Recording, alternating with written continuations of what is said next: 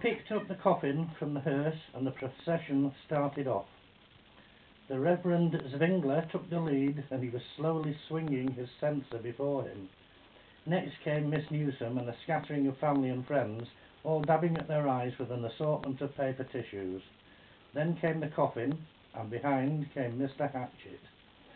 I don't know if you've ever carried a coffin, but it's a complicated affair of shoulders, linked hands under the coffin, and unused hands in support. It's also a finely balanced affair, and while Owain had been right to suggest that we paired according to our nearest sizes, he had not taken the gradient into account at all. The path in our churchyard is very steep from the gate to the church, and also from the church to the lower cemetery and the older plots. This meant that going down the path, the coffin was pointing downwards, with our two tallest people at the back and the shortest at the front, and those of us at the front were at a disadvantage.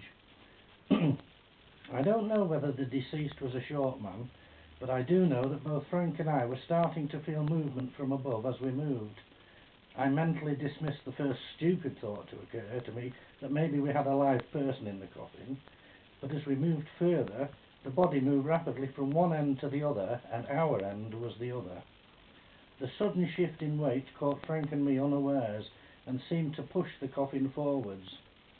We changed pace to keep up with it, but that caused more consternation as our move started to pull it off the shoulders of Owain and Wynne.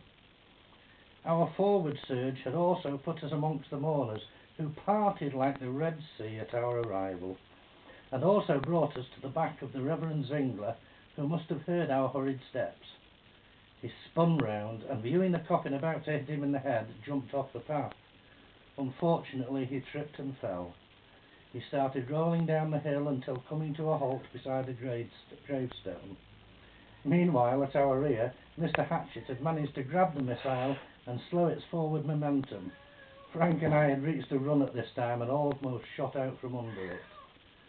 If you want to read a little bit more, the book's available on Amazon.com, and I do hope you enjoy it. Thank you.